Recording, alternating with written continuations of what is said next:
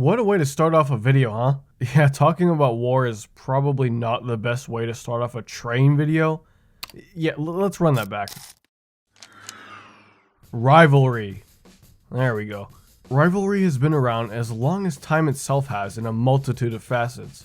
A few examples off the top of my head being Cain and Abel in the Bible, Pepsi and Coca-Cola, Sega's Mega Drive and Nintendo's Super NES, Apple and Android, Goku and Vegeta, Michael Jackson and Prince, the Beatles and each other by 1970, massive YouTubers and not grooming minors, or in the case of railroading, General Motors versus General Electric.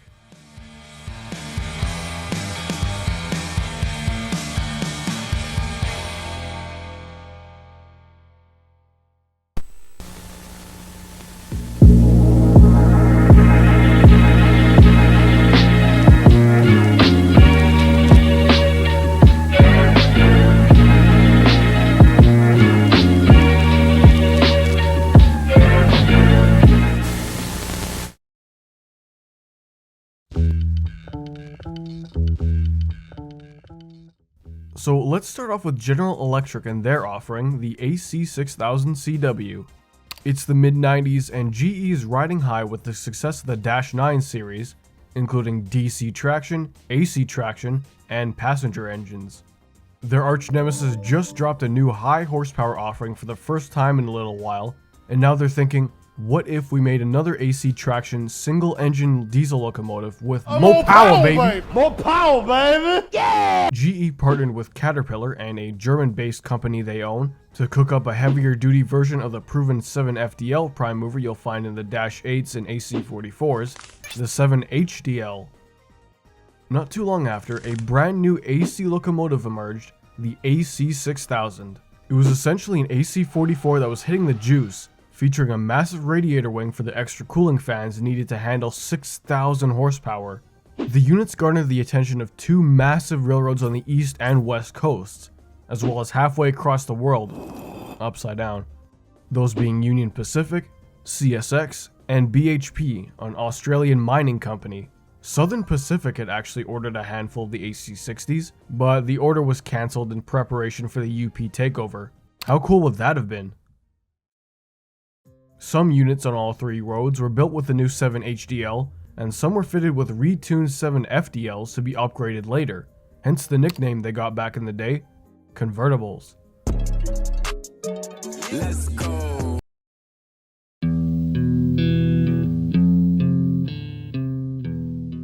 Now let's see what the competition was cooking up. A little before GE, General Motors had rolled out the SD90MAC, their most powerful single-engine diesel locomotive ever. The first, in fact, to reach 6,000 horsepower since the late 60s with the dual-engine DDA-40X. 6,000 horsepower was achieved with the new EMD 265H motor. It was definitely a change of pace for EMD, seeing as their motors are primarily two-stroke rather than the four-stroke design that GE is known for.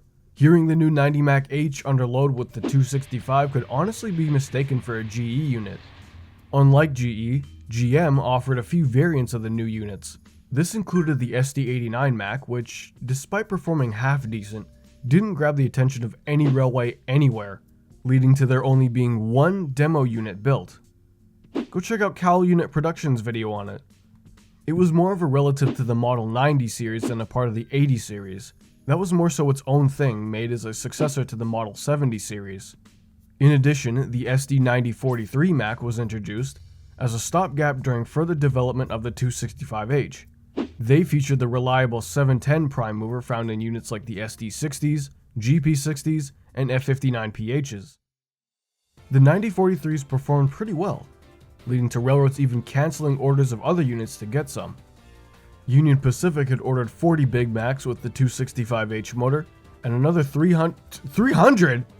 Wow, alright. Another 300 Big Macs to the Union Pathetic! CP Rail had placed an order for SD80MACs in the late 90s, but changed it to 65 SD90MACs, including 61 regular 9043MACs, and 4 SD90MAC H2s not too long after. There was supposed to be 40 new H2s for the CP, but that never came about for reasons we'll get to later. Last but not least, CIT or CEFX ordered 40 units in the very late 90s. The aforementioned SD90MAC H2 was a little different looks-wise, most notably with a newly designed safety cab. With the unit's histories out of the way, let's do what some call power scaling and compare the stats of the two units.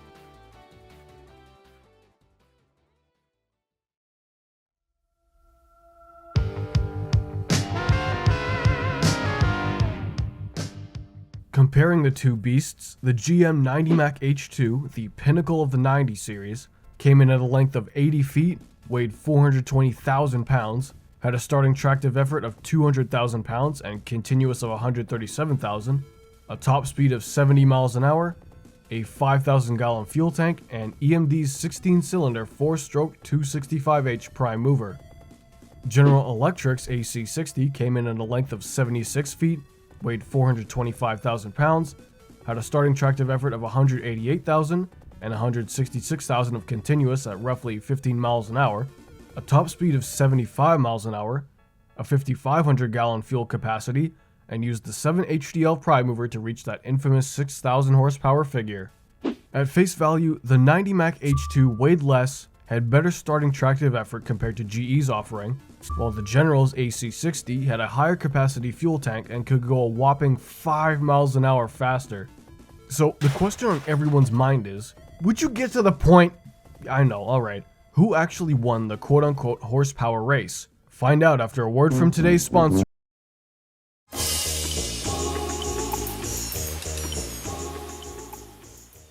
So, who won the horsepower race of the 90s? Both units had reached 6,000 horsepower in testing, but like many things in the world of railroading, they sound great on paper but turn out to be duds in real life.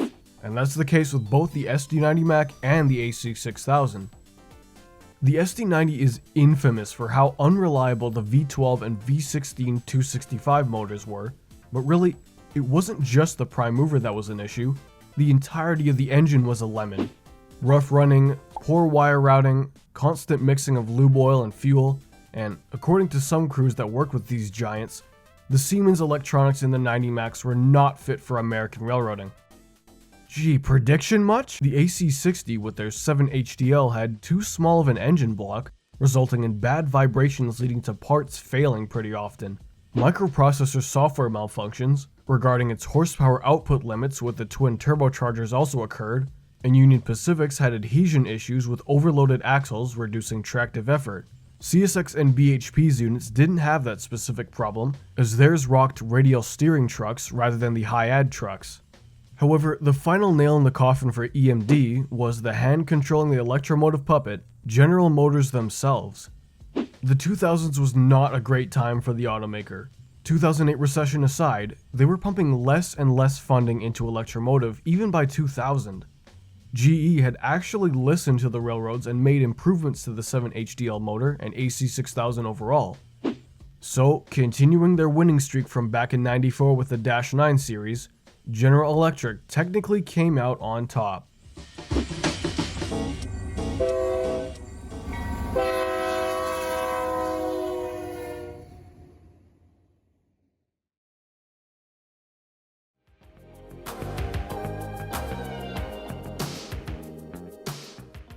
In conclusion, the purpose of the AC6000 and the Big Macs, as rail fans refer to them as, was to lower operating costs by having 1 or 2 6,000 horsepower units on a train, rather than, say, 4+ lower horsepower units.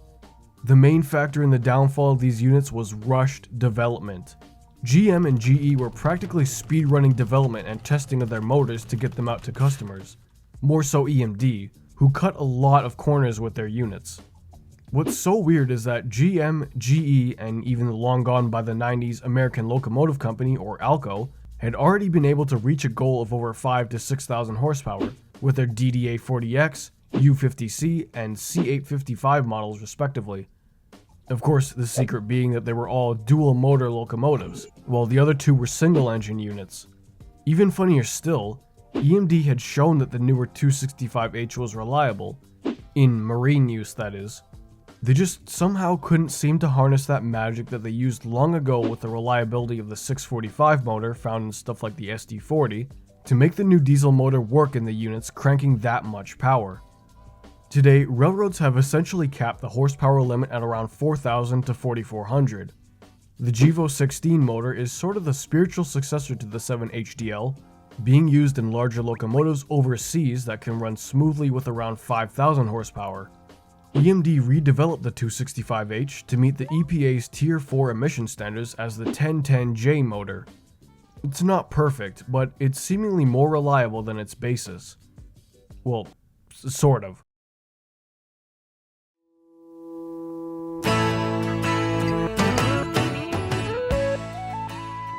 So what happened to these heavy haulers after their production's run ended around 2005? Starting off with the SD90MACs, CEFX's Macs still live on with a few short lines across North America as of the early 2020s.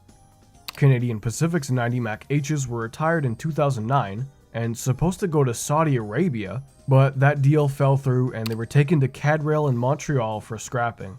Their 9043 Macs were all sidelined in 2012, with 4 being revived in 2014 for use in the Midwest before going back into storage the next year.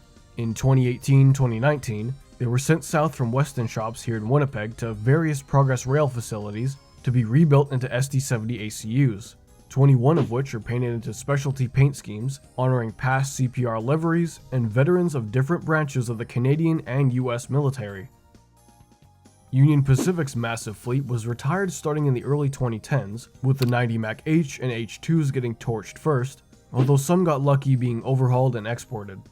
Their 9043 Macs were stored or sold off to Norfolk Southern to be rebuilt into 70 ACUs, or to CP Rail, where a few were reactivated for work trains, while the rest sat around for a couple years in Winnipeg until early 2024 when they were sent down to places across the US for scrap. A lot of people thought we'd be getting 7060 to 7099 in the ACU fleet, but nope, we got punked by CPKFC.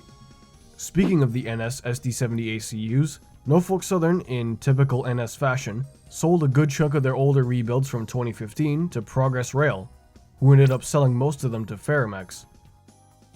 The GE AC6000s can actually still be seen in regular service on UP, albeit overhauled and reclassified to CM44ACs, while CSX has opted to rid themselves of the units from the active roster, despite the overhauls with GEVO prime movers. A few got lucky, being sold off to short lines across the US, while most ended up at places like Metro East and St. Louis, sadly meeting the cutter's torch. Along with BC Rail 4643, what the heck? However, all hope isn't lost for the big AC60s. To the shock of many GE enthusiasts, GE CX6002, one of the original demonstrator units, was donated by Wabtec to the Lakeshore Railroad Museum in March of 2022, making it one of the first modern GE locomotives to be preserved. Another was preserved in probably the weirdest way imaginable. Aberdeen, Carolina and Western converted an old CSX AC60 into an open-air mobile bar named Engine Room 87. If you've ever wanted to have a drink at the engine bay of a locomotive, here's your chance. Will we ever see any more high horsepower diesels in North America? I'm not sure. Railways are fine with 4,400 horsepower. However, across the world, GE ES58AC and EMD SD80ACE models exist, hauling heavy ore trains through Brazil. And I'll be eternally jealous that nobody, not a single railway in this hemisphere, ordered the 80 Aces. Either way, these two giants will live on in railfans' hearts, with videos dedicated to them, mods in train simulator games, and models in a variety of gauges. Moral of the story, like I said in, some other video I did, when it comes to production of any product, a car, a video game, food item, or even a video project, take your time. Don't rush it. Quality is better than quantity. And hey, bigger isn't always better. Oh, it's a family channel!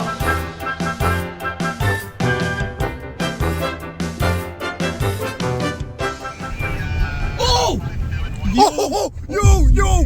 Oh, it's you! Ooh. Hey, look, run!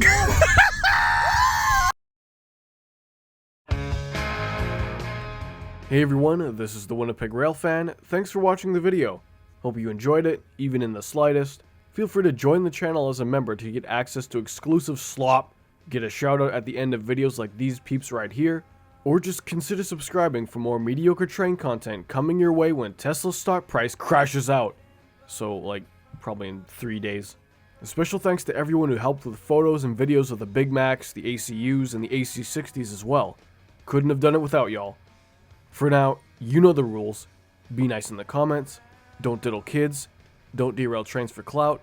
See you next Tuesday.